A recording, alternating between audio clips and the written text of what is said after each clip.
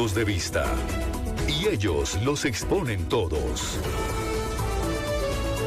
En Extra Radio comienza En Contexto. Buenos días.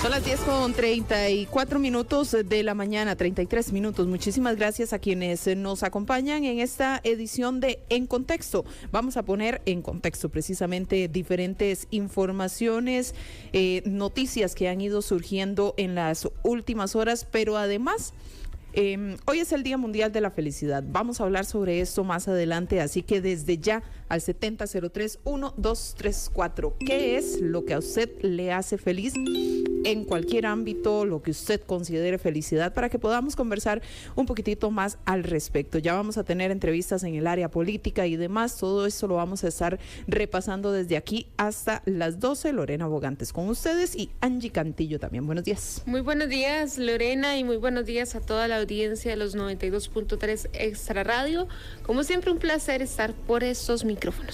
Bueno, vamos a empezar con el repaso informativo y de hecho este va a ser el tema de nuestra primera entrevista, lo que vamos a poner en contexto precisamente una iniciativa que reunió a diferentes figuras políticas en lo que se llama Agenda Viva. En el sitio web lo definen como un movimiento ciudadano que busca revitalizar el Estado de Derecho de Costa Rica, promoviendo políticas públicas inclusivas, sostenibles, humanistas. De hecho, trata todos estos temas y señalan que se piensa entonces en el beneficio de todas las personas. Esto fue información que surgió entre ayer y hoy y que ha movido redes sociales, que ha colocado nombres también, algunos de los que estaban participando en este encuentro, diputados actuales del Frente Amplio, también Patricia Mora, que pertenece a el Frente Amplio justamente, diputadas que pertenecían al PLP. Recordemos que las tres mujeres que estaban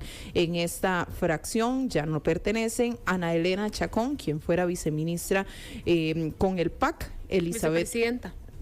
vicepresidenta, sí, con el PAC, Elizabeth Odio, y también el secretario del Partido Liberación Nacional. Y precisamente más adelante vamos a estar hablando sobre este tema, pero también vamos a hacer el repaso de otras informaciones relacionadas con algunas entrevistas que tuvimos durante esta mañana en el programa Desde Buena Mañana. Sí, y es que vamos a hablar del arroz, y esto yo creo que nos importa a todos, entonces porque en Costa Rica lo consumimos casi que todos los días en todos los hogares. Está pendiente y debió haber ocurrido ayer que el Tribunal Contencioso Administrativo dictara sentencia en el caso que siguen los arroceros contra el Estado. Hoy en una entrevista nos confirmaban que el sector arrocero ha bajado la producción hasta un 60% luego de la implementación de la ruta del arroz. Vamos a escuchar precisamente a don Luis Corea, quien fue quien nos dio este dato. Él es un productor. Bajamos nuestra producción de 33,000 hectáreas que teníamos antes de la ruta del arroz, de 14,000 hectáreas ahorita, un 60% de la producción nacional. Los productores han desaparecido en un 60%, como ustedes lo saben, y la producción igual. Es más, la cadena de trabajo en los cantones más empobrecidos de Costa Rica, que es donde se produce el arroz, ha bajado de 33,000 empleos directos, óigase, a casi 13,000, 14,000 empleos, que somos los que estamos utilizando ahorita. Y los empleos indirectos ni siquiera se diga, el llantero, el mismo pistero, la bomba gasolinera que nos vende el diésel, en fin. Son las 10:38 de la mañana. Bueno, un tema entonces que está pendiente con un grupo de arroceros que ha estado también participando en las diferentes sesiones. Otro tema relacionado con los educadores. El Colegio de Licenciados y Profesores en Letras, Filosofía, Ciencias y Arte, conocido como Colipro, insiste en la necesidad de quienes ejerzan, quienes estén en esta labor, también estén colegiados, que estén inscritos precisamente en Colipro. Y es que señalan que la mayoría de las personas pendientes de hacerlo están en el sector privado,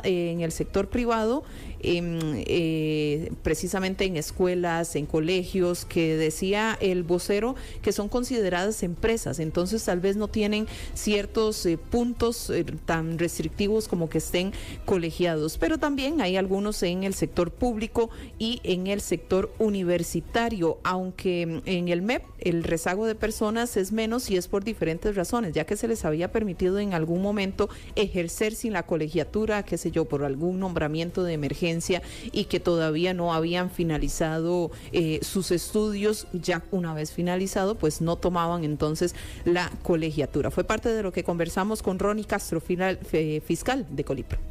Es muy importante tomar en cuenta o aclarar, ¿verdad?, que nosotros entendemos esto, pero la responsabilidad de colegiarse es del docente, no es del centro educativo quien contrata. Entonces, ni las empresas, ni los centros educativos, por ejemplo, ni los centros educativos privados tienen una obligación de contratar personas colegiadas, ni el Ministerio de Educación en este caso, porque el Ministerio de Educación se debe o resulta que esto es producto también del Servicio Civil, que es el que establece los perfiles de contratación. También este jueves 20 de marzo no es una fecha cualquiera, hoy se conmemoran 169 años de la batalla de Santa Rosa. Esto es un hecho sumamente importante, pero que lamentablemente a nivel país no se le tiene el recuerdo o la celebración como se debería, debido a que no es un día feriado y mucha gente pues lo pasa por alto. Al menos ese es el resumen que hace don Alejandro Mora, quien es historiador. Bueno, yo les diría que la primera razón tiene que ver más que todo con que ya no sea un feriado de verdad de descanso, un feriado de paga. Eso es lo primero, porque lastimosamente así somos. Y por otro lado, tal vez la forma en la que se ha abordado, tal vez al no haber un héroe o un símbolo, como por ejemplo en el caso de la del 11 de abril, pues la gente no lo asocia mucho. E inclusive, bueno, ahora don Henry lo mencionaba con el tema de las crónicas y los periódicos y todo esto. Vean qué interesante, la Hacienda Santa Rosa no era en 1856 como es hoy en día, era una cosa muy diferente. Era un espacio, era un edificio más pequeño, era una especie como de cuarto para dormir, una cuestión así con los corrales, incluso hay muchas también dibujos, ¿verdad?, representaciones de cómo era. Entonces, hay mucho mito alrededor de ello, pero digo, tal vez el asunto de no tener un héroe o una figura clave, a pesar de que ahí estaba el ejército, estaba Juanito Mora, estaba el general Cañas, estaba el general José Joaquín Mora, pues no sé, diría que tal vez nos hace como falta algo para darle todavía más relevancia de lo que es, y aparte de que el Ministerio de Educación no le da la relevancia también. Bueno, pero sí se realizó una actividad en la casona, quizás, nos mencionaban de hecho en la mañana que en algunos centros educativos se realizaba un acto cívico, pero a criterio del historiador todavía falta que se le dé más impulso por parte del Ministerio de Educación Pública. Parte de lo que se dio, de lo que habló allá el ministro de Educación, Leonardo Sánchez. La defensa de la soberanía no es solo cosa del pasado. La libertad, la justicia y la autodeterminación que ellos defendieron deben ser también nuestras banderas hoy. Defender la soberanía significa luchar por la educación, por el bienestar del pueblo, por la conservación de nuestras riquezas naturales y por la construcción de una sociedad justa y equitativa. La historia nos llama. Y es nuestra responsabilidad mantener viva la memoria de quienes nos dieron patria. Queridos estudiantes, ustedes son la continuidad de esta historia. Conocer, recordar y practicar el amor por Costa Rica es una tarea de todos los días. No basta con estudiar los hechos, hay que vivirlos en nuestros valores y acciones. En cada decisión que ustedes tomen, recuerden que son el futuro y el fruto del sacrificio de quienes vinieron antes.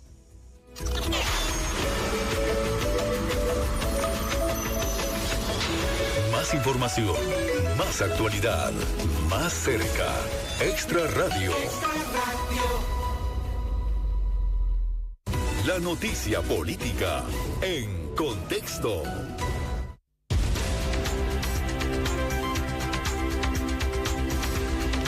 10:44 de la mañana, Agenda Viva, que incluye a quienes también incluye quiénes son los protagonistas de esta iniciativa, un proyecto, 200 propuestas, 11 problemáticas del país. ¿Qué es lo que buscan? Porque son personas reconocidas en el ámbito político, pero por partidos o por agrupaciones diferentes. El Frente Amplio, Liberación Nacional, está también Acción Ciudadana, ex jerarcas de otros gobiernos. Todos se han estado uniendo, y se dio a conocer ayer la presentación de Agenda Viva, que de hecho está liderada también por don Emilio Arias, con quien vamos a estar conversando de hecho mañana Desde Buena Mañana. Vamos a estar ampliando sobre la iniciativa, pero por ahorita vamos a analizar qué puede significar esta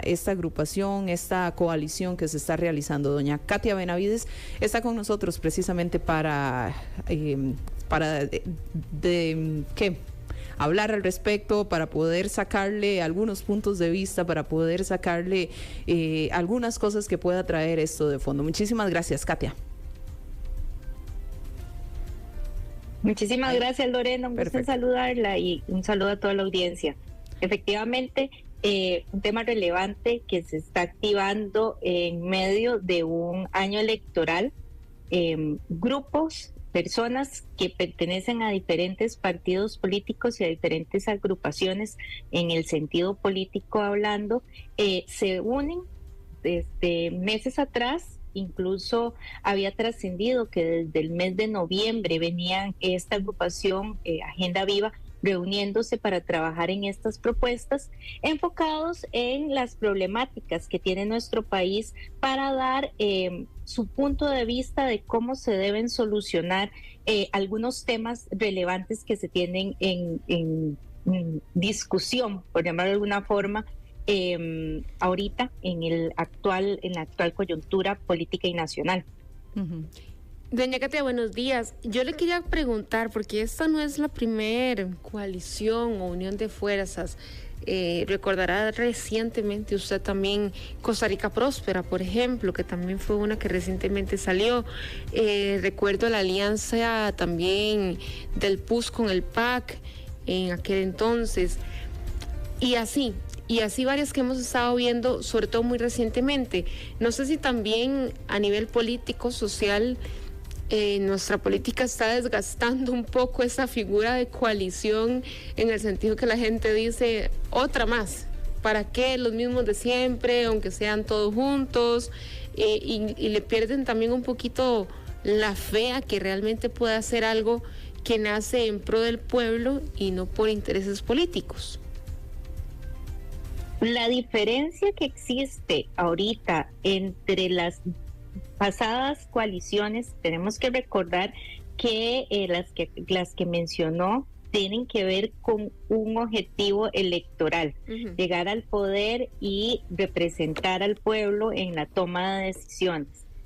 Esta, al parecer, viene a ser temática, viene a puntualizar cuáles son esas preocupaciones que tiene el ciudadano, pero ¿verdad? Claro está que es a través de figuras o de personas que ya han ocupado puestos públicos. Sabemos que ayer participó gran cantidad de exministros, 2 expresidentas de la República, incluso hasta exmagistrados del Poder Judicial, donde el mensaje en lo particular no fue un tema electoral o de formación de un nuevo partido político, sino más bien estas agrupaciones políticas alineadas, por llamarlo de alguna forma, en una agenda para tratar los problemas y tener una posición un poquito más concisa en relación a temas particulares, temas como el tema de seguridad, el tema de educación, de corrupción,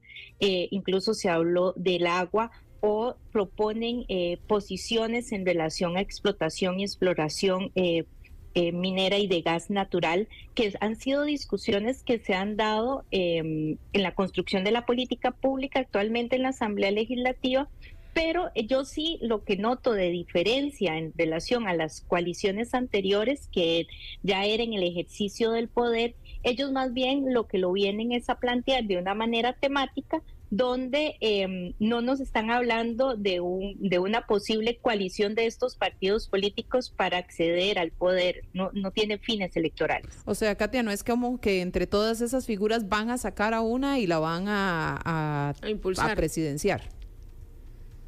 Vamos a ver, normalmente el gusanito político de la representación siempre está, y son figuras que ya han ocupado puestos de poder, han sido diputados, ministros, presidentes ejecutivos de diferentes temas, y me parece que el aporte en este momento en la propuesta que ayer lanzaron en el Colegio de Periodistas fue desde la parte temática y no desde la parte electoral. Ya cuando empezamos a hablar de la parte electoral y empiezan a sonar nombres con alguna posibilidad de querer ser quien encabece, ya ahí empieza a cambiar un poquito el panorama, y las cotas de poder empiezan también a jugar un papel importante en la toma de decisiones y en cómo llegar a estos acuerdos. Katia, ¿realmente podrías tener un peso en la agenda? O sea, es que uno quiere ser optimista. De hecho, decían que no es un diagnóstico. A todos nos sirve que a Costa Rica le vaya bien, pero es que vemos todo tan entrabado por todo lado que no ha habido por dónde mover piezas ni en el plenario ni en el Poder Ejecutivo, porque vienen agarrados uno con el otro, y que dicha que haya un movimiento que quiera realizar un diagnóstico o por lo menos enumerar las prioridades, pero más allá de eso. Bueno, eso es un tema muy relevante. Tenemos que tomar en cuenta de que los problemas todos los sufrimos diario. Claro. Todos sabemos en dónde está dónde nos chima el zapato, duele, como sí, decimos popularmente, ¿verdad? Uh-huh. Aquí el problema que hay es que no se ha costado por falta de en algunos temas, por falta de diálogo, o ha costado esa viabilidad política para solucionarlos. Uh-huh. Desde las ópticas ideológicas, cada quien tiene su posición, y cuando se está en la construcción de la política pública, se tiene que dar tenemos que ceder espacios desde la parte ideológica, y tenemos que saber hasta dónde llegamos en esos momentos. Entonces, tener personas que representan partidos políticos dentro de una agenda donde los problemas, todos sabemos cuáles son, pero que además están proponiendo cómo solucionarlos, al menos uno podría pensar que hay una intención de llegar a esos puntos medios donde no afecten, donde no se trascienda mi forma ideológica de pensar, pero que sí permita llegar a puntos de encuentro con otras ideologías políticas que permitan darle solución al problema. ¿Cómo lo veo yo positivo?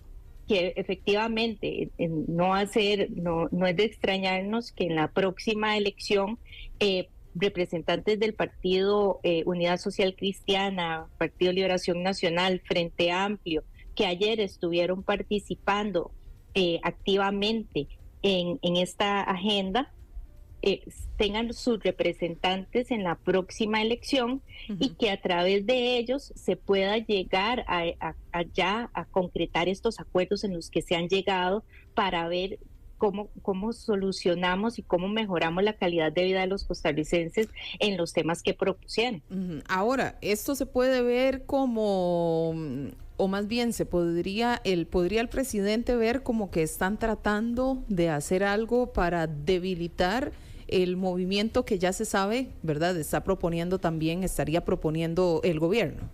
Como que se están uniendo fuerzas en contra de él. Vamos a ver, creo que yo, por el bien del país, sumaría esfuerzos, ¿verdad? Estamos efectivamente en un año preelectoral que va a ser marcado por condiciones, intereses. Cada partido en particular se va a tratar de diferenciar para hacer la mejor elección o para hacer una opción para el electorado costarricense y llevar a sus representantes a los puestos de representación que tenemos tanto en el Poder Ejecutivo como en el Legislativo. Pero más bien yo creería que la forma ideal no sería atacarlos ni sería adversarlos por los temas que están poniendo sobre la mesa, sino más bien abrir a la discusión estos temas, conocer cuáles son esas posiciones y ver si con otras agrupaciones políticas o con los actuales representantes se pueden llegar a acuerdos para ir avanzando en estos temas. De hecho, decían que no era un diagnóstico, decía don Emilio Arias, que más que un diagnóstico es un compromiso, que no es una propuesta estática, sino un punto de partida para un diálogo amplio, franco y urgente sobre el futuro del país. Esto le decía a los colegas de El Observador. Podría entonces, pues también, o realmente será más que un diagnóstico, realmente podría, quien quede al final y al cabo, podría realmente tomar esto y a partir de ahí generar propuestas y generar acción más bien. Esperemos que sí, y por el bien del país sería lo ideal, porque entonces, vamos a ver, si hablamos de diagnósticos, tenemos años de tener el Estado de la Nación haciendo diagnósticos en relación a las políticas públicas que tenemos y cómo se pueden solucionar esos problemas. Tenemos estudios internacionales también que aportan a estos diagnósticos. Aquí el reto es construir esa viabilidad política, es poner de acuerdo a los actores políticos a darle respuesta a estas problemáticas sin que se vean lesionados los intereses y las formas de pensar de los diferentes partidos políticos. Si se toma esta propuesta de manera responsable y se analiza a fondo cuáles son las posiciones, en función de cómo vaya a quedar la conformación quien vaya de la Asamblea Legislativa y quien vaya a quedar en el gobierno de la República, se puede sentar con estos actores políticos para darle solución a estos problemas. Katia, figuras destacadas que usted tal vez diga, ¿verdad?, dentro de lo que pudimos ver, porque yo no encontré, no sé si usted habrá visto alguna lista oficial de quienes estuvieron en esa reunión, se ha visto o está la foto. Figuras destacadas que usted diga, mira, está ahí compartiendo con otras figuras. Doña Elizabeth Orio, que me llama poderosamente la atención, es un referente en el tema de seguridad en este país, una señora con muchísima experiencia. Sabíamos ya de la participación de doña Ana Elena Chacón, de don Emilio Arias. Hay que recordar que don Emilio estuvo a cargo del Ministerio de Desarrollo Humano en el gobierno de Luis Guillermo Solís. Personas que se han destacado en diferentes temas. No podemos dejar de lado la presencia de don José María Villalta, que ha sido un líder y un referente en el Frente Amplio. También estuvo la participación del secretario general del Partido de Liberación Nacional, de Miguel Guillén. Vimos también en algunas fotografías a don Leonardo Garnier, que estuvo a cargo de la cartera de Educación por 8 años consecutivos en la actualidad, ¿verdad? Y sabemos que es un problema que nos está achacando importante. Figuras también que tenían que ver con el Ministerio de Obras Públicas y Transportes. También vimos ambiente representado en personas que han sido cabeza de estas carteras, y de ahí partimos de que estas personas pueden tener el expertise, o al menos ya la capacidad para poder hacer una lectura de cómo está el país y de cómo se pueden solucionar lo que nos está, lo que podría estar en riesgo de poder empeorar, ¿verdad? De ver cuál va a ser, o sea, enderezar el rumbo y poder cambiar la dirección de algunas políticas públicas que vayan enfocado en mejorar y en continuar con la Costa Rica que queremos. Sí sabemos que en los discursos fue bastante crítica la posición, ¿verdad? Eso que están llamando al diálogo, esa necesidad de apertura en algunos temas, de no tener posiciones cerradas, sino también de escuchar otras voces. Costa Rica se ha diferenciado por eso. Nosotros siempre hemos tenido la apertura al diálogo, a la discusión, desde el marco del respeto sobre todos los temas que hemos tenido en nuestro país.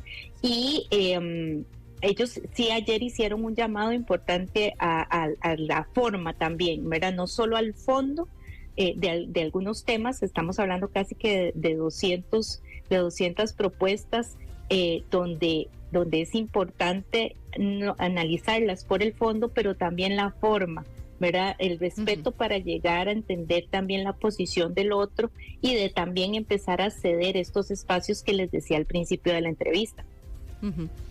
Bien, una última consulta rápida, tal vez un minutito que nos queda. Bueno, un minutito, es que doña Katia decía la importancia de que sean figuras con una amplia trayectoria, y yo puedo conseguir en eso, en que claramente los nombres que usted mencionaba son figuras de peso, pero no sé si eso también les resta credibilidad en la unión, porque al final de cuentas también tienen su desgaste político, ¿verdad? No podemos dejar eso de lado. Vamos a ver, no deja de pesarles de dónde vienen y qué hicieron en el pasado, ¿verdad? Tenemos que rescatar lo que es positivo, tenemos que rescatar que ya fueron miembros, cabezas de esas carteras y que tienen expertise en los temas.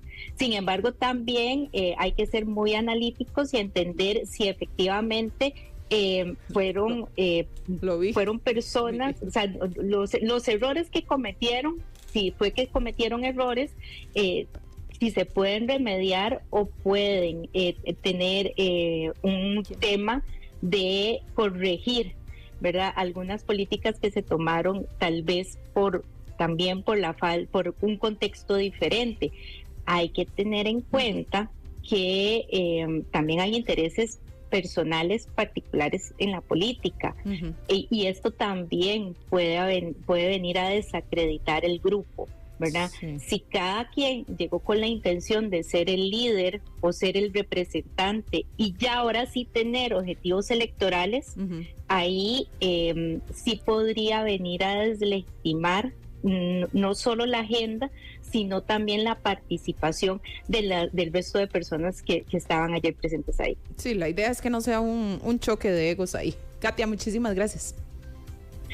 Un gusto como siempre y encantada de poder participar con ustedes. Katia Benavides, analista política, quien nos acompañaba para hablar sobre esta iniciativa. Vamos a ir tratando también en próximas ediciones desde Buena Mañana y en contexto de conversar con algunos de los protagonistas, esas figuras que han sido parte entonces de este nuevo movimiento ciudadano, como le hacen llamar, Agenda Viva. 11:02, hacemos una pausa y ya casi volvemos con más. Esto es En Contexto. En Contexto por Extra Radio. Tiempo Extra Radio. Son las 11:05 de la mañana. Esto es En Contexto, donde estamos analizando diferentes temas. Estábamos hablando sobre Agenda Viva, esta agrupación con figuras destacadas de diferentes agrupaciones políticas, precisamente figuras que ya han ocupado cargos importantes en ministerios, inclusive vicepresidencia, en algunas otras carteras, y que ahora buscan pues poner en perspectiva de las situaciones que hay en nuestro país y posibles soluciones. Ya lo analizábamos y bueno, vamos a ir dando voz a las diferentes personas que están involucradas. Angie, noticia de última hora también. Sí, están comunicando el cierre del Parque del Volcán Barba.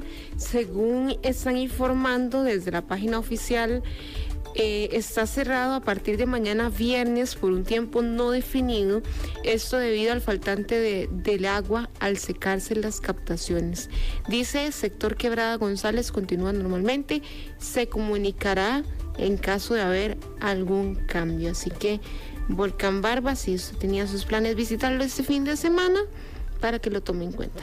Bueno, y ahora están aquí nuestros compañeros también de Diario Extra para traernos información que están preparando para mañana, información que usted puede encontrar en el periódico impreso. Y aquí se lo muestro también, este es el de hoy, ya mañana vendrá precisamente el trabajo que están realizando nuestros compañeros. Usted puede tenerlo en su casa o en su negocio, 7070-4205, 7070-4205, para que pueda precisamente leer las informaciones ya sentado, desayunando, con el cafecito, o hay personas que quizás dejan esas noticias de profundidad para la noche, durante la hora de almuerzo y demás. Bueno, ahí le queda entonces esta opción. Aarón Chinchilla, bienvenido. Hola Lorena, hola Angie, hola Andrés, ¿qué tal? Buenos días a todos Andrés los que... Vargas, que también nos acompaña. Vargas, sí, nuestro compañero Andrés Le damos Vargas. la bienvenida, Andrés. La Muchas primera gracias. vez que está por aquí. Sí, la primera vez. Bienvenido.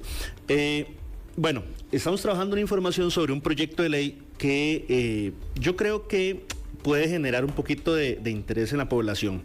¿Ustedes se han metido al registro civil a buscar los datos de una persona? Tal vez. Ay, sí, y que si los memes, porque con eso que nos va a contar Aarón, se les va a caer la fuente a más de una conocida tóxica. Sí, y tóxicos también. Bueno, todos sabemos que en la página del registro civil nosotros podemos buscar información de las personas únicamente con su cédula, ¿ok? Metemos la cédula, sale con quién está casado o casada. O con los dos apellidos. Con los dos apellidos también. Sale también cuándo nació, cuántos divorcios, cuántos hijos, o incluso es una forma de averiguar cuando una persona ya ha fallecido, ¿ok? Confirmarlo. Para confirmar si una persona ya falleció, así es. Entonces, hay un proyecto de ley del Partido Liberal Progresista, de lo que queda del Partido Liberal Progresista, que son, bueno... los hombres. Sí, son 3 hombres. En este caso, el proyecto de ley de don Gilberto Campos, lo que busca es eliminar esta consulta, que ya no se puede hacer por medio de la cédula, consultar con quién alguien está casado, sus datos personales. ¿Por qué?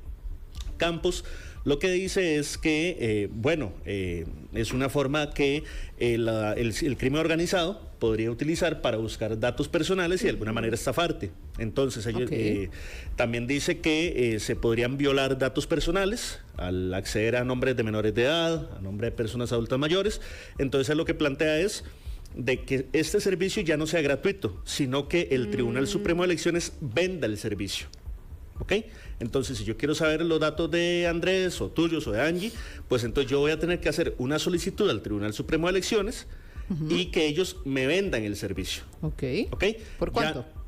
Eso aún no está determinado, pero lo que sí se quiere eliminar es ese servicio gratuito de consulta. Fácil. Es Sí, como lo exacto. que ocurre con la otra plataforma que es para averiguar datos todavía un Como la del poco- registro de la propiedad. No solo esa, hay otra ¿Cuál será? que le sale a usted hasta las deudas. Sí, como unos sistemas de búsqueda. Hay varios. Sí, la parte usan mucho económica, las casas, la de la las parte casas económica. comerciales Sí, que pagan por ese servicio. Sí.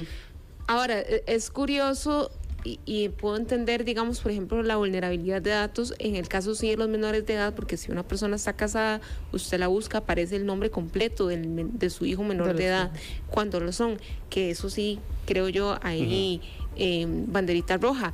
Claro. Pero en nuestro país, porque vi el Tribunal Supremo de Elecciones que le consultaron y el tribunal lo que dice es los datos que se comparten ahí es lo que nos permiten las normas ya puestas. Hay jurisprudencia de la Sala Constitucional que dice qué datos como nombre completo, la cédula, fecha de nacimiento o acta de función son de carácter público, incluso matrimonios y divorcios. O sea, toda esa información es pública. Bueno, este proyecto de ley lo que quiere es eliminarse ese tipo de consulta y bueno, ahora entra a corriente legislativa a ver cómo va. Sí. Está interesante. Y ojo, todos lo hemos usado. Sí, Al menos yo he usado para averiguar, por ejemplo, de cualquier persona. Todos hemos usado ese servicio. Bueno, vamos a Pero ver esto a lo que quería ir, y es otro punto, y es una gran arista del tema, es que aunque se prohíba el acceso o sea un servicio que venda el Tribunal Supremo de Elecciones, tenemos que empezar como país a proteger otras fuentes de datos que tienen ser información demasiado importante, como por ejemplo SICOP, donde usted no se ha ni terminado de inscribir para poder ofertar algún servicio es que no han ni terminado de llenar los formularios cuando ya lo están llamando a estafar con información que usted pone en el SICOP. Y ahí sí estamos hablando de datos realmente importantes que pueden llevar a una estafa bancaria. Entonces, a nivel país, no es solamente nombre y número de cédula, que yo creo que es muy poco lo que se pueda llegar a hacer con eso. Son otras bases de datos a las que están sumamente expuestas y que estamos de brazos cruzados. Bueno, hay unas que son un poco más resguardadas. Por ejemplo, yo mencionaba el registro de la propiedad. Vos debes tener una contraseña, un código, ellos te verifican. Digamos, hay un poco más de control. Pero en el caso hay que hacer más pasos. Claro, e incluso hay información que es más susceptible que no te la van a dar. Pero en el caso del Tribunal Supremo de Elecciones, ahorita es a la libre. Muy bien, muchísimas gracias, Aaron Chinchilla. Andrés Vargas, bienvenido. Hola, buenos días. Buenos días. Sí, muchísimas gracias. Bueno, venía a hablarles más o menos de lo que es Transitarte, que se llevará a cabo el 28 y el 30 de marzo. Tendrá su 18ª edición este evento, que es una actividad donde se fusionan los talentos nacionales e internacionales en espacios públicos. Estos serán en el Parque Nacional y tendrán también conciertos de artistas nacionales e internacionales, teniendo como último el de los Fabulosos Decadentes, que será en el Parque Metropolitano La Sabana. Esto también es importante comentar que habrán cierres en las carreteras, serán las calles 1 y 23, el Burger King, Barrio La California, la calle 15 y 17 frente a la Biblioteca Nacional, la calle 15 frente al Tribunal Supremo de Elecciones, calle 19 al costado del Parque Nacional, la calle 25 y 21 al sur de la entrada del estado de la Estación del Atlántico, la calle 11 frente al CENAC, calle 9 en el costado del frente al Parque España y todas las calles alrededor del Parque de Morazán. Muy Todo importante. esto porque se van a hacer actividades. Porque se van a hacer actividades vías. alrededor de la calle, correcto. Es fin de semana, entonces. Es fin de semana. También tendrá como novedad, sí, correcto. También tendrá como novedad que tendrán como eventos de swing criollo y bailes típicos. Entonces es una actividad muy bonita para ir a mover los huesitos. Para todos aquellos amantes de la cultura. Perfecto. Que lo que no se mueve sea pelota, así que oyente, vaya y pásela bonito. Dicen. Ojalá haya bastante seguridad. Sí, también. Sí, que me imagino que también el cierre de carreteras va por ahí, de que la gente pueda caminar o ir por los diferentes stands sin el temor de sufrir un atropello o demás. Bueno, el detalle de todos estos cierres, la agenda y demás, Diario Extra. Diarioextra.com. Perfecto, también en el impreso, que recuerde, usted lo puede tener en el, ya lo olvidé, 7070-4205. 7070-4205. Gracias, compañeros. Gracias a ustedes. Gracias. 11:14 de la mañana. La información no para. Nosotros tampoco. Extra Radio.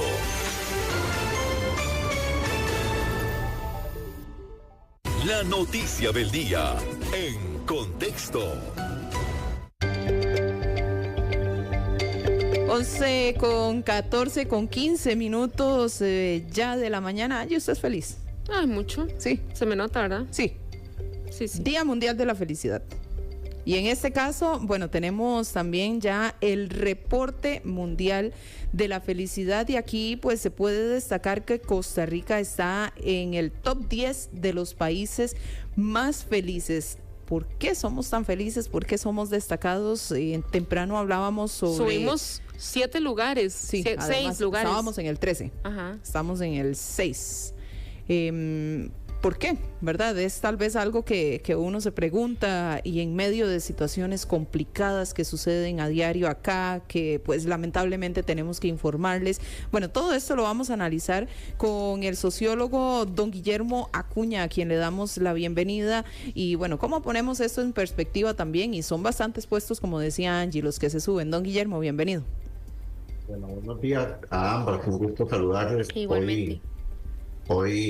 Hoy no es viernes, ¿verdad? Hoy es jueves. Es que el otro día estuve con ustedes un viernes. Hoy es jueves, sí, pero ya jueves. Parece viernes. Estamos felices. Exacto, como si fuera viernes.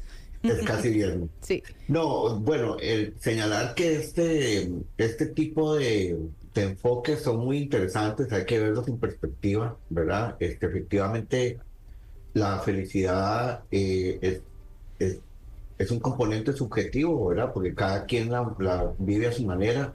Pero desde hace algunos años se ha venido tratando de medir como un componente más al interior de un país determinado, ¿no? Y En este caso, este informe mundial, que es presentado justamente hoy, 20 de marzo, Día Mundial de la Felicidad, como se señala, lo que plantea es cómo está el tema del bienestar. Digamos, la felicidad es asociada con el estado de bienestar en los países. Es muy curioso y aquí intento hipotetizar, ¿verdad? Porque el informe lo que plantea es que para los países latinoamericanos lo que se toma en cuenta es justamente el grado de apoyo social y las emociones positivas, ¿verdad? Entonces, habría como que tomar con pinzas esto, ¿verdad? No niego que haya una predisposición, ¿verdad? A sentirse bien, a sentir, digamos, ciertos grados de bienestar que también son componentes subjetivos, pero que a la larga se traducen en componentes colectivos, ¿verdad? Y sonará muy romántico, don Guillermo, pero esa frase que hemos escuchado que desde que nacemos en un país libre, ¿verdad? Por ahí anda, que ninguna madre teme a que su niño vaya a ser soldado y demás. Creo que este aspecto del ejército o el no ejército también juega un papel importante. Puede ser que sí, ¿verdad? Que esté como muy incorporado en la psique colectiva, digamos, en el inconsciente colectivo, ¿verdad? Habrían otros factores que señalar, ¿verdad? Que tienen que ver ya ¿verdad? Con ciertos grados de violencia que hemos estado observando, particularmente en los últimos 2 años, ¿verdad? En los que se ha disparado de forma muy agresiva, digamos, la tasa de homicidios en el país, ¿verdad? Y entonces hay como cierta presunción o cierta percepción de que estamos experimentando, de que estamos viviendo una sociedad, digamos, con altos niveles de violencia, con altos niveles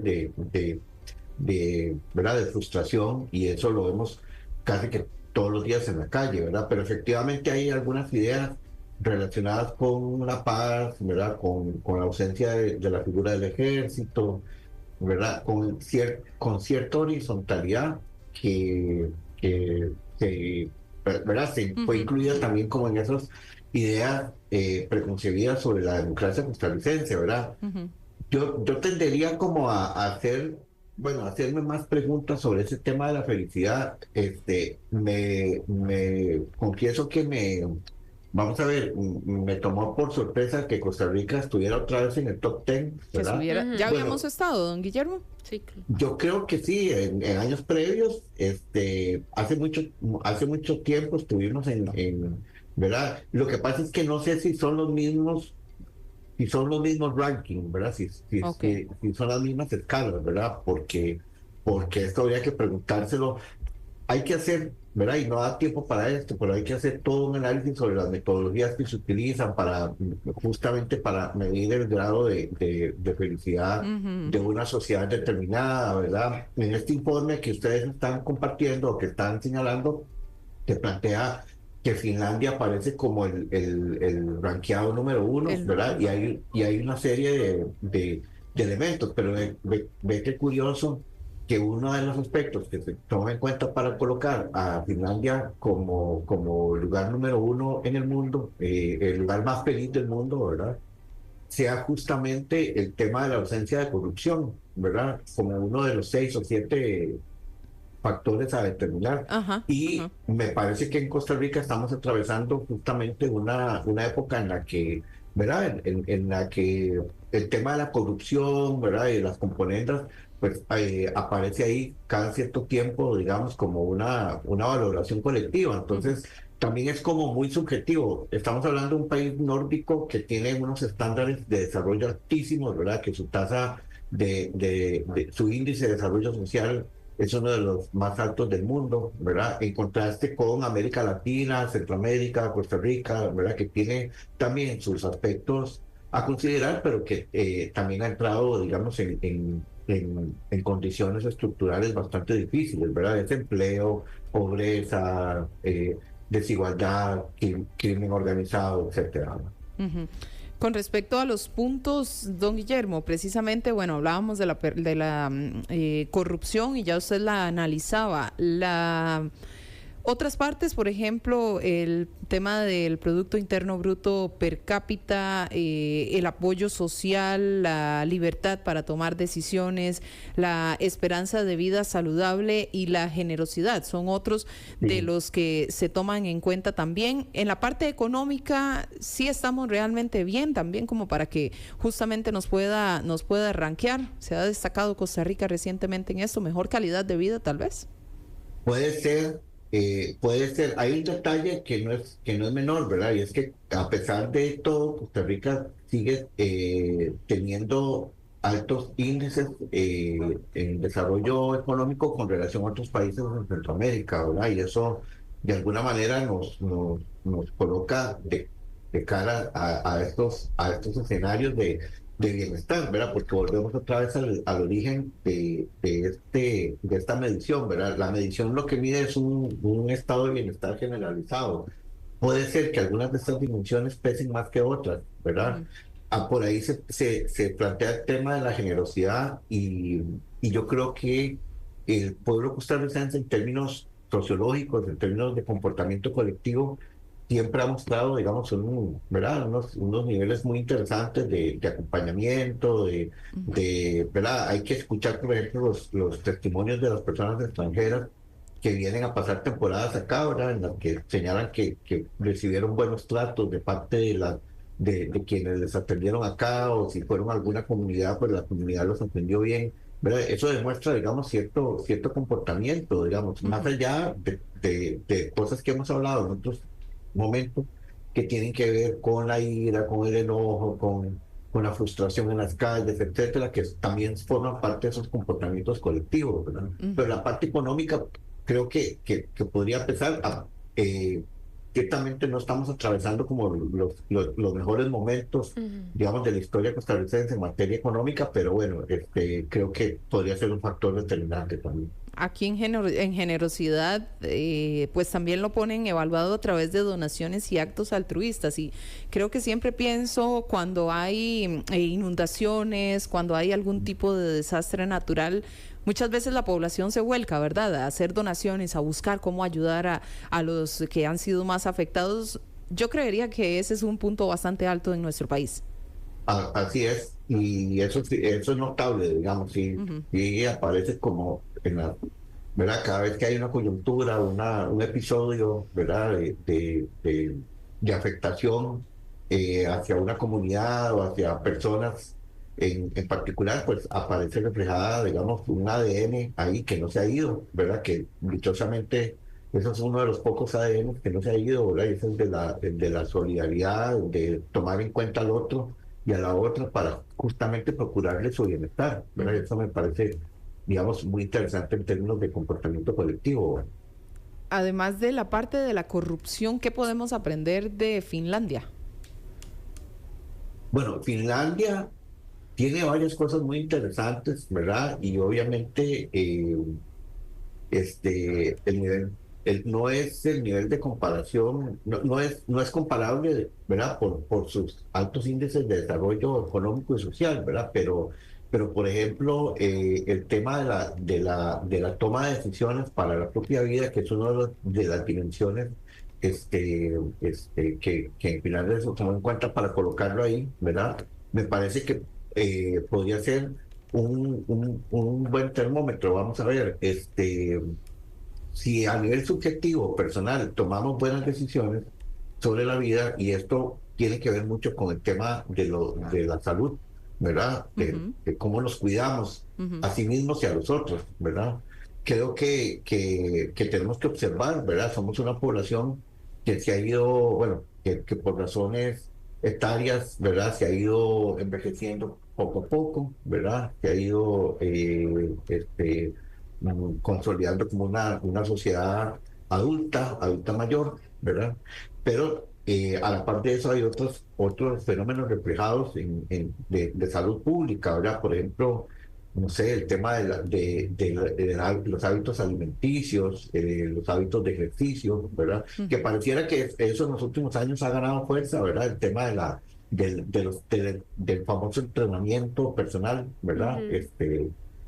pero todavía tenemos hábitos alimenticios poco saludables, ¿verdad? Como población en general, ¿verdad? Y somos una población peligrosamente en riesgo, ¿verdad? En varias dimensiones, en el tema de obesidad, en el tema de presión alta, hipertensión, ¿verdad? Estos son enfermedades de alguna manera sociales que podrían pasarnos la factura. Eso hay que aprenderlo de este tipo de países que tienen una población súper saludable, ¿verdad? Y que eso les puede llevar a derivar en un estado de bienestar permanente, ¿verdad? Ya para cerrar, don Guillermo, nos queda un minutito, pero no quería quedarme sin destacar lo que menciona el estudio también con respecto a Estados Unidos y Alemania también, que mencionan que tienen una baja y que podría relacionarse más bien con el auge de movimientos políticos que han cambiado. Sí, particularmente el caso de Estados Unidos me llamó mucho la atención leerlo en el informe, ¿verdad? Creo que está pesando mucho el cambio en la dinámica política interna, doméstica, al menos en Estados Unidos, pero también en Europa, en Alemania, ¿verdad? Son países que han derivado hacia respuestas, ¿verdad? Si se quiere, no sé, voy a decirlo así, de tipo autoritario, ¿verdad? Un poquito corridas hacia uno de los aspectos ideológicos, ¿verdad?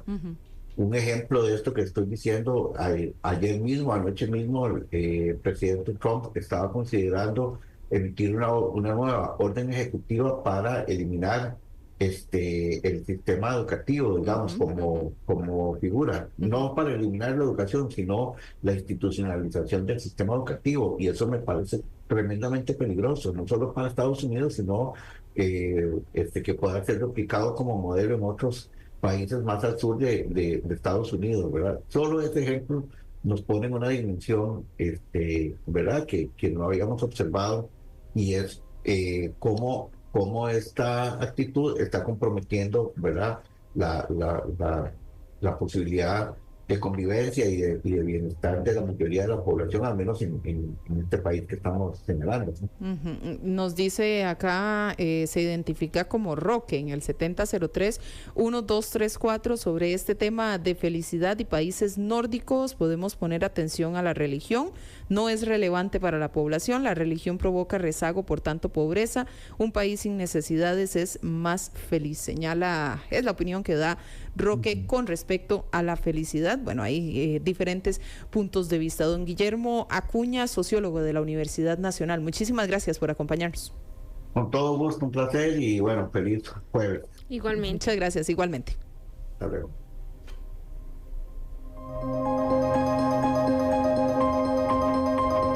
En Extra Radio, Minuto 30. Lo que hay que saber.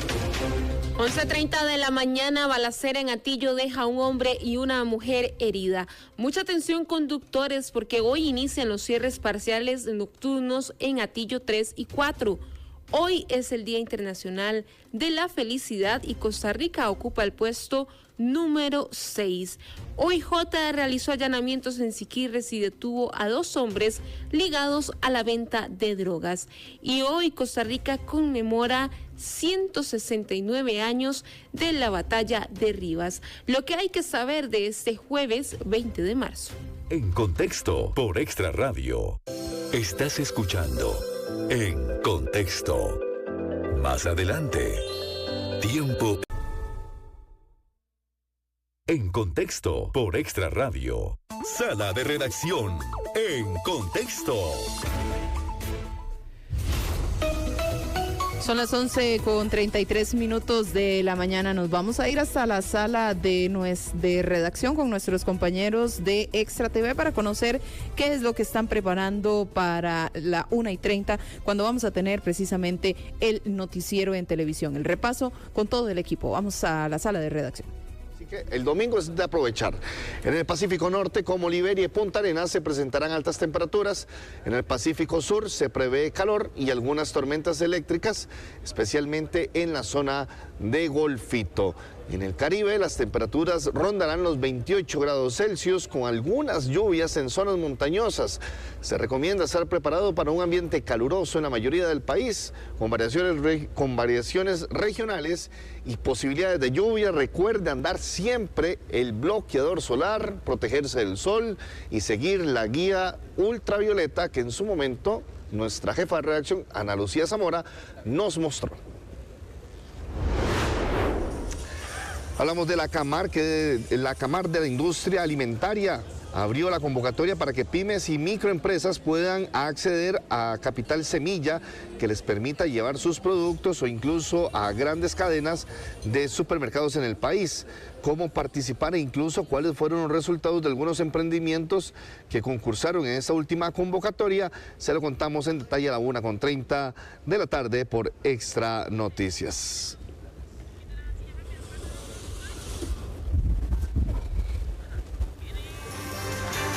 En Contexto por Extra Radio. 11:34 de la mañana, ya aquí está con nosotros Gustavo Castro. Venga para acá, Gustavo, de una vez para hablar qué noticias nos tiene hasta ahora. Son las 11:34 de la mañana. Ha habido mucho movimiento en San José también y también con Voz Comunal. Buenos días, Gustavo.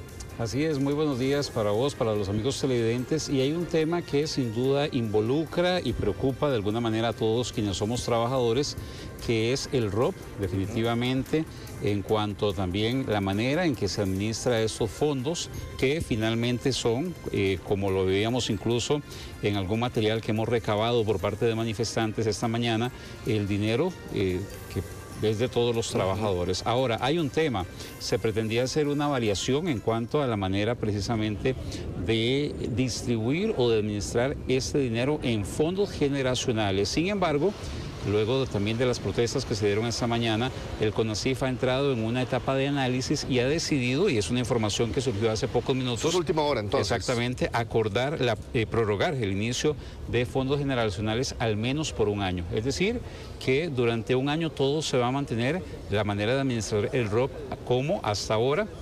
Y entonces para el marzo del próximo año, de 2026, entrará en estudio, pero luego de analizar detenidamente aspectos de riesgo, aspectos también a nivel legal, que era parte de lo que demandaban los manifestantes, para precisamente ver si se harán cambios en ese momento o se mantendrán como hasta la fecha. Gustavo, esto no me extrañaría y es un tema de mucho análisis y que lo tengamos pronto en mesa de análisis a las 9 de la noche con Kenneth, con Natalia, también de lo que pueda llegar a pasar, porque va entonces poder inclusive convertirse en un tema político en un año donde vamos a tener elecciones. Es un tema que se le puede entrar también por ahí. Sí, de hecho, desde anteriores asambleas legislativas, desde anteriores periodos, se viene hablando de diferentes proyectos en el ROP, que siempre es un tema polémico. Ahora, muchas veces la polémica ha estado en torno a cómo se entrega el ROP, si en un solo tracto, si en diferentes tractos.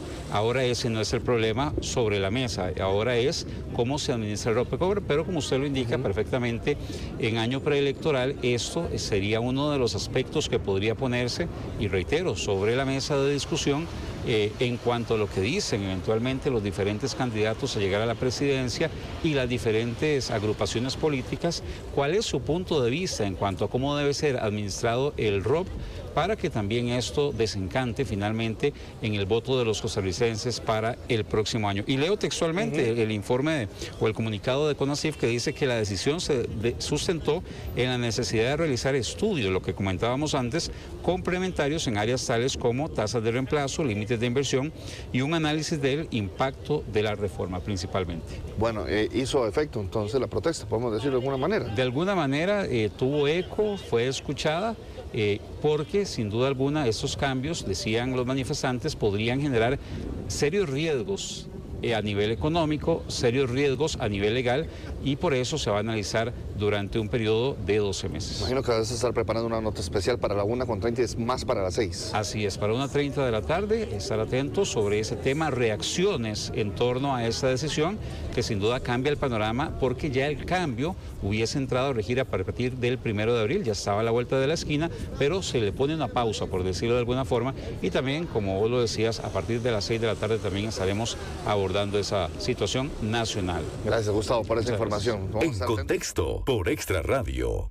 11:38 de la mañana, y precisamente uno de los temas de los que estábamos pendientes durante la mañana, esta manifestación que se iba a realizar en el edificio del Banco Central, el resumen que ya nos hacía nuestro compañero Gustavo Castro y la nota que usted puede ver ampliada a partir de la 1:30 en Extra TV. 11:39 ya, y vamos con la siguiente entrevista. El lunes los compañeros publicaban sobre una situación de amenaza de muerte que se dio a conocer por un tiroteo o amenazas, aparente portación de arma, esto en una escuela en Escazú. Se activaron todos los protocolos, pero esta no es la primera vez que sucede un hecho de estos. Las redes sociales se utilizan precisamente para colocar ahí mensajes atemorizantes, WhatsApp también, donde se hacen cadenas de mensajes. Bueno, todo esto son situaciones que el Ministerio de Educación ha tenido que enfrentar. Si lo está haciendo bien, si falta algo, si inclusive la educación también tiene que trabajarse de una forma diferente para que los muchachos pues dejen de hacer este tipo de cosas. ¿Cómo se puede abordar esto? Doña Rocío Solís es experta en niñez y adolescencia y vamos a ampliar este tema con ella. Bienvenida y muchísimas gracias por atendernos, doña Rocío. Muchísimas gracias a ustedes y todos los radioescuchas sobre este tema que es de vital importancia, más tratándose de escuela. Aquí le digo que se han habido situaciones en escuelas, pero nunca de esta magnitud como las estamos viendo ahora. Generalmente se presentaban estos incidentes en las instituciones de secundaria, pero por eso se trabajó desde hace muchísimos años. No es de ahora, sino de hace muchos años que se trabajó con el protocolo de armas. Y luego empezamos a trabajar con el protocolo de prevención de tiroteos. Que esto se trabajó siempre bajo un perfil muy bajo para no causar, digamos, situaciones que pudieran alarmar a toda la población, pero sí observando todo el contexto social que veníamos nosotros viendo y sabiendo que Costa Rica, por las situaciones que estaba enfrentando y por la poca proactividad que se ha tenido en lo que es la prevención, iba a tener este tipo de situaciones y teníamos que estar adelantados a las situaciones. Pero en estos momentos, Lore, esto se ha salido de las manos. La educación, los centros educativos están solos, no están actuando como debería de ser, porque ante estas situaciones de violencia, de armas, narcotráfico, todo este tipo de situaciones, no son cuestiones que los docentes están preparados ni tienen por qué estarlo, ¿verdad? En esos momentos, porque ellos están dedicados a lo que es el proceso de enseñanza-aprendizaje. Pero es que ya es una realidad, doña Rocío, ya es algo que sucede, hay que ponerle atención y ver qué se hace al respecto.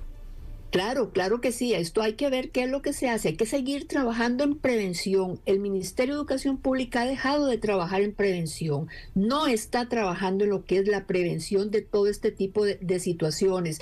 Ahí están los protocolos se están actualizando, pero están vigentes, tienen que trabajarse, los docentes tienen que capacitarse, pero lo que yo hablo aquí es que no pueden estar solos, porque estos temas tienen que ser abordados con otras instancias. El Ministerio de Educación Pública no puede trabajar solo en esto, tiene que trabajar en conjunto con el Ministerio de Seguridad Pública, con el OIJ, con la Penal Juvenil y con todo lo que es la parte de justicia restaurativa, que esto era todo un plan que se tenía para trabajar, el cual se dejó ahí desechado, y en estos momentos la policía, lo que es fuerza pública, está trabajando en las comunidades, pero no a lo interno de los centros educativos como debería de darse para la prevención y para estar alertas de las situaciones que se pueden presentar y que se están presentando.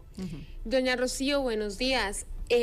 Me parece importante también que podamos abordar, más allá del tema de un tirador activo dentro de un centro educativo, los protocolos que se puedan dar desde Fuerza Pública, que como usted bien lo indica, la realidad de nuestro país es que son sumamente necesarios y que lamentablemente nuestros menores de edad tienen que estar apercibidos en este tema. Pero también importante hablar del qué abordaje le vamos a dar a los menores que ya están teniendo acceso a armas y que las llevan a los centros educativos. Es que no se trata solamente de criminales que hacen una balacera cerca de un centro educativo, es que ya los menores están asistiendo a clases con armas, eso es una realidad. Sí, esto es importantísimo lo que decís.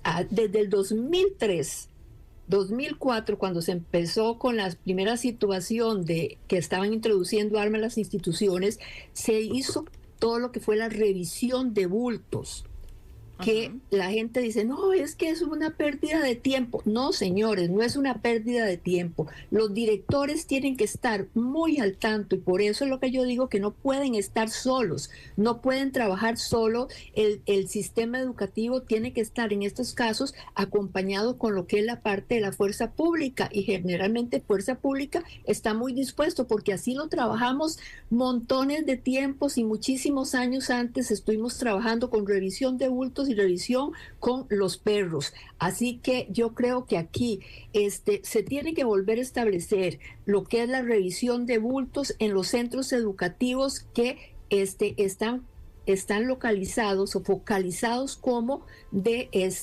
rojos, y que se sabe que hay una problemática específica. Aquí ustedes me van a decir, bueno, pero es que ahí a la parte de esta escuela está ubicada en una zona que supuestamente no tiene que ser problemática, pero ya estamos viendo cómo se introduce una serie de poblaciones que están llegando a esas áreas y que están ocasionando este tipo de problemas. Entonces, aquí es visibilizar una problemática que ya se venía viendo, pero que dijimos, no, es que en las escuelas, los colegios, no, ahí son lugares seguros. No, la violencia traspasó los muros de la institucionalidad, y aquí hay que ser claros, tanto el ministro de Educación como los viceministros saben que tienen que trabajar en la prevención y abrir los ojos y empezar a trabajar en forma coordinada con las instancias que les corresponden. Doña Rocío, ahora, eso que usted indica de los protocolos de revisión con perros y demás, más allá de requerir personal, que al mismo tiempo se traduce en recursos porque es más salarios, voy al punto ese precisamente de los presupuestos. Hemos dejado de invertir en educación, y no solamente hablo de educación como el tema didáctico meramente, sino en todo esto de infraestructura, y no solo en escuelas que se están cayendo, que lamentablemente es otra realidad, sino en esto, en invertir en recursos, en protocolos para evitar ese tipo de acciones. Le pregunto muy sinceramente, ¿es un tema de que claramente se han reducido la inversión o de que no se está aprovechando correctamente la inversión que se está haciendo? Las dos cosas. Hay cosas que ya están hechas, que ya se puede seguir trabajando en eso, y es nada más de coordinación con otras instancias. Pero hay un punto importantísimo también, es la falta de inversión en educación.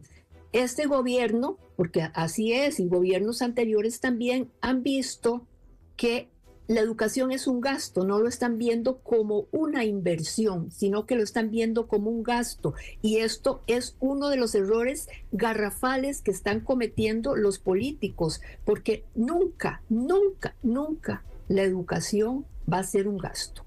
La educación siempre es una inversión bien trabajada, porque también hay recursos, todos estos, los protocolos, todo está establecido. Aquí no hay nada que inventar. Lo que hay que es saber comunicarse, saber tener esa buena relación entre las instancias y saber que tenemos que coordinarnos.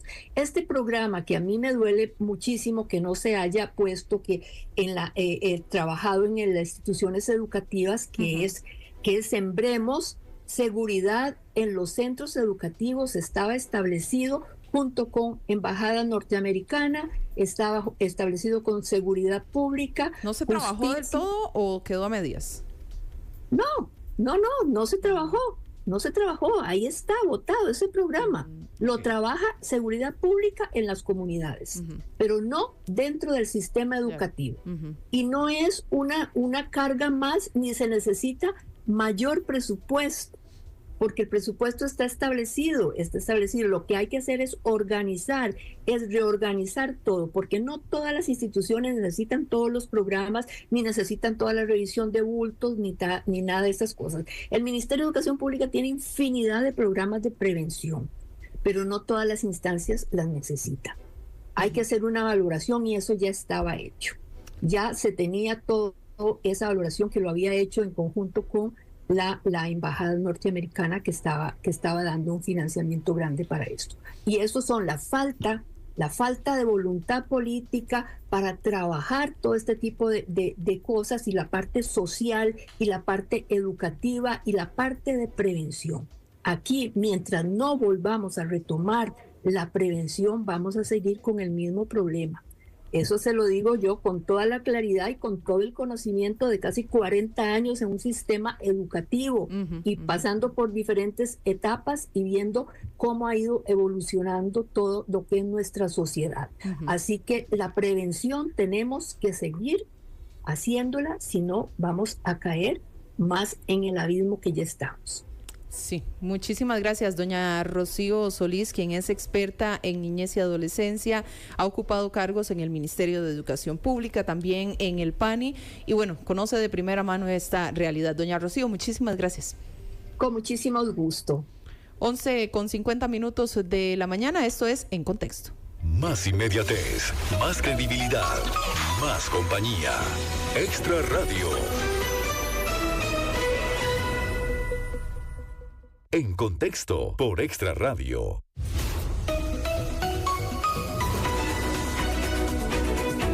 11:51 de la mañana, continuamos con más de En Contexto. Vamos a hacer un breve repaso por las noticias internacionales, qué es lo que está ocurriendo en el mundo, y lo que ha sido noticia el día de hoy es lamentablemente un nuevo tiroteo en Estados Unidos. Esta vez fue dentro de un hospital, el hospital de Cornwall Health, esto en Michigan, que dejó al menos una víctima mortal. Ocurrió durante esta mañana, según informó la policía, lo están manejando como un incidente aislado. La persona culpable del tiroteo ya está bajo el resguardo de las autoridades de ese país. No ha trascendido la identidad del tirador, ni tampoco los motivos que habría tenido para hacerlo. Lo cierto es que el hospital fue aislado, al menos durante el día de hoy. No va a recibir pacientes ni realizar atención al público mientras buscan, me imagino yo, todo el tema de debilidades en temas de seguridad, que algo tuvo que haber ocurrido para que claramente pudiera darse un tiroteo dentro. Sí, fue desde dentro, ¿verdad? Claro, dentro del hospital. También otra información que está en desarrollo, y esto posiblemente tengamos ya confirmación durante la tarde, es que agencias internacionales están informando que el día de hoy Donald Trump podría firmar una orden ejecutiva que ha sido bastante esperada, que pretende cerrar el Departamento de Educación. Así como usted lo está escuchando, nosotros hablando por querer invertir en educación y decir que nos hace falta recursos, y bueno, este hombre lo que quiere es cerrarlo. Esto fue una promesa de su campaña. Y al parecer, como decía, me parece don Guillermo, no es quitar la educación, pero bueno, ya hay ciertas situaciones ahí. Sí, lo que él quiere es como que vuelva la educación a ser del Estado y no tan fuerte en lo privado como ocurre en Estados Unidos. Es completamente contrario a nuestro sistema educativo, donde aquí son las escuelas y el sistema público el sobresaliente. Allá es diferente y claramente tiene un costo también para los ciudadanos, así que estaremos a la espera de lo que vaya a acontecer el día de hoy desde la Casa Blanca. 11:53, estamos a la espera de información donde hay un homicidio que se dio, una persona que aparentemente pues estaría siendo buscada por el organismo de investigación judicial, un hecho que habría sucedido en Pavas. Además, tenemos también ya declaraciones de Minya Arcollado, quien es de la Cruz Roja, sobre otra situación que se presentó en Tibás. Escuchamos. La Cruz Roja costarricense el día de hoy a eso de las 10:30 de la mañana atendió en la zona de San José, propiamente en Pavas, un hombre adulto, el cual fue reportado en apariencia con múltiples impactos por herida de arma de fuego. Al ingreso de nuestras unidades se atiende efectivamente a un hombre adulto que es declarado sin signos vitales producto de estas heridas. Esta escena queda a cargo de la Fuerza Pública para posterior el ingreso del organismo de investigación judicial. Bueno, más bien esta era entonces la declaración del vocero de la Cruz Roja, precisamente con respecto a esta misma situación que estábamos comentando, el hombre fallecido, un homicidio más que se da. 11:55. Vamos, no sé si nos da tiempo de por ahí de agregar todavía una notita, o si no vamos prácticamente cerrando ya esta edición de En Contexto. Si no, pues tal vez podemos hablar sobre parquímetros, la nota número 7 con respecto a la instalación de los parquímetros en la capital, para que lo tomen en cuenta. Quizás estaban acostumbrados a que ya se podía dejar el vehículo. Pónganle atención a esta información de Diego Arce. El consorcio CETEX Alfa inició con instalación de 2.760 parquímetros para reactivar ese cobro en la capital. La empresa adjudicada comenzó la semana anterior con el proceso para acondicionar los estacionamientos, que incluyen nuevos equipos de cobro, demarcación de áreas y otras innovaciones para facilitar el servicio. La expectativa es que el servicio entre en operaciones a finales de abril próximo. En las próximas semanas ya va a iniciar el proceso de operación del servicio de pago de parquímetros en la Municipalidad de San José a través de la aplicación ePark CR.